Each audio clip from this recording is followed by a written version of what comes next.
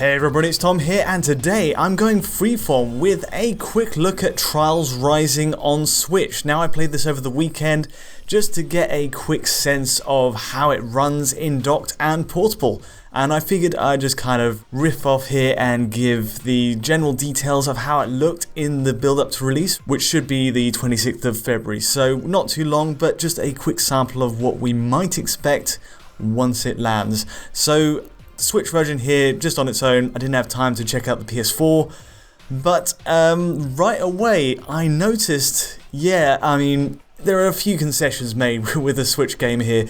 This isn't like a port for the 360 versions, Trials HD or anything like that. This is like the most up-to-date iteration of the engine they've got running here. And so, yep, compared to what we've had on like the PS4 versions, there are definite cutbacks in terms of visual quality. Certainly to my eye when I first put it up, the drop in image quality, there is a 1280 by 720 native res when you play on Switch docked under a TV, which, that kind of stands out to me right away, but it's made a little bit worse by the fact there's a lot of, certainly the fog in the first level looks like it's kind of hiding a lot of detail as well in the background. And later stages, like this Burning Man stage, you have like the alpha effect at quite low resolution as well. Now, I'd imagine that would be high quality on PS4 and Xbox One and PC, as you'd expect. So we'll have to see when it comes out. But yeah, it's kind of turned out to be a bit lower res than I expected going in. Now, we'll get on to the performance a bit later, and you kind of hoped that it would be 60 FPS, but clearly it's not. We'll get into the figures in a second. Now, if we look at portable play, the fact is this game is going to take a hit, but the surprise is that it's actually trying to get to 1280 by 720 to match the pixel dimensions of the screen itself. So it is actually using a dynamic res scaler here, 1280 by 720, but in my experience, it is very variable. You know, there's moments where you can skyrocket upwards, and you're basically looking towards the sky, the camera's framing not very much in terms of geometry or effects, and at that point, it's pretty sharp, it's 1280 by 720, but then you go down, and especially in stages like there's the Breaking Bad stage where I've seen results pretty early on at 854 by 480, that's 66% on each axis of 720p, which is, it does start to stand out at that point. I noticed an even lower, perhaps the lowest figure, so this is pretty much the worst case scenario, but it is there, it's 60%, and that's with all 8 players, AI players on the X-Cross Monster Mash stage, so that comes in at 768 by 432. I repeated that test a couple of times just to be sure, and sure enough, that is pretty much what you're getting there. So if you do notice it's a bit blurry while playing in portable mode, that would be why. Now, in the docked mode, obviously you've got the option to output at 1080p, but natively it's only running at 720p. Now, what I've noticed is, in all these stress points, like the 8 players in the X-Cross game, it's actually just sticking at 720p, so there's, in all likelihood, a dynamic res scaler in play there, but it's not kicking into gear very often. So there you go. I wonder if it could have been pushed a bit higher, or if maybe the final build will actually give us a higher threshold for the scaler, who knows. So very active dynamic scaling on the portable mode, not so much on the docked.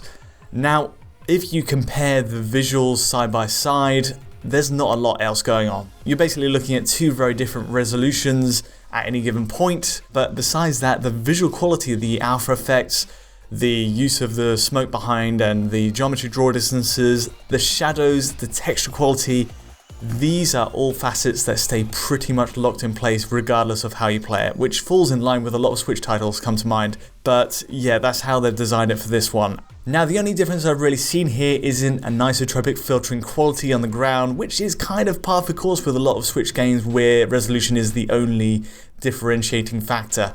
So that's usually the case in games where the filtering quality is locked to the resolution it's running at. But besides that, you're pretty much like for like. Portable play, you're getting the same experience, just a lower quality image.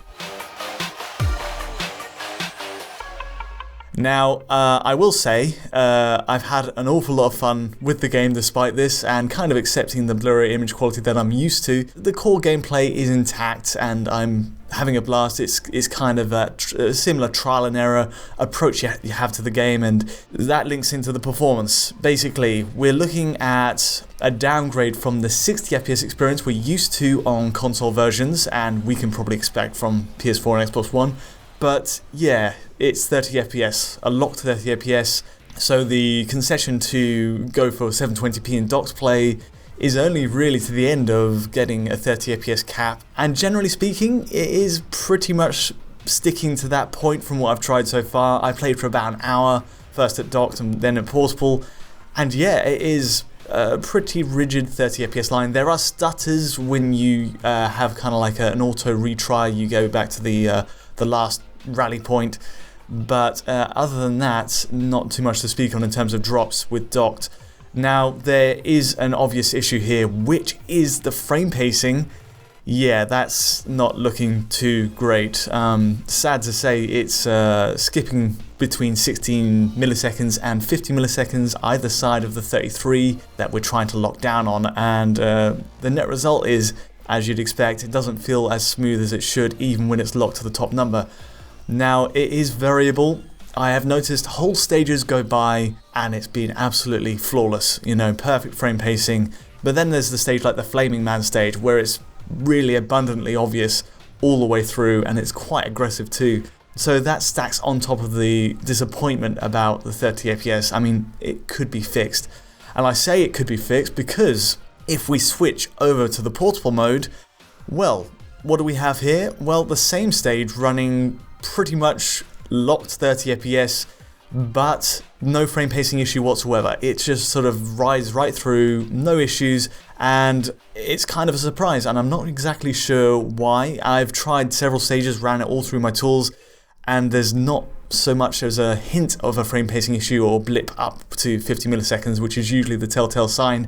Now, there are drops under that number, more obviously than docked play, and this is the major crux of portable play with Trials Rising on Switch. It's just, you're going to catch more drops, especially when you go for a full restart to the beginning of a level, and the renderer has to refresh everything, including the dynamic res setup. So obviously at the starting grid you've got 8 players, so you'll see the kind of switch over to a lower res in real time as you make that switch, and then it blurs and then it becomes clearer as you split from the pack later in the game. But in that moment it does take a hit, and likewise for other points where, you know, you kind of explode and you restart to an earlier save point. So yeah, there are more obvious drops to say 20, sometimes 25 FPS.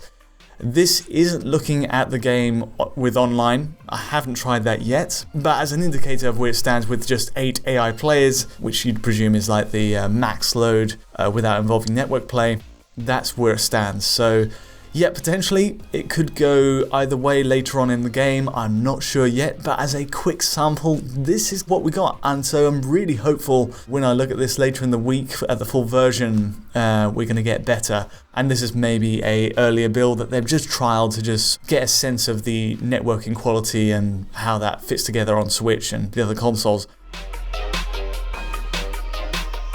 Anyway, as I say, it is an open beta and it's closed now, so all eyes are on the final game when it comes out this week. So we'll be back with that.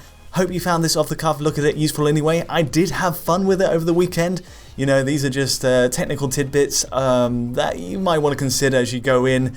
But with all that in mind, I still surprisingly had a good amount of fun with it, excepting the frame rate drops and the image quality hit. But yeah, something to bear in mind. Anyway, if you did appreciate this quick look into Trials Rising, feel free to give me a like or subscribe, and don't forget to hit the bell to get notifications as any video lands. Also, this video will be up on our Patreon at digitalfoundry.net, and to get in touch with me or the team, you can use Twitter. But until next time, thanks for watching.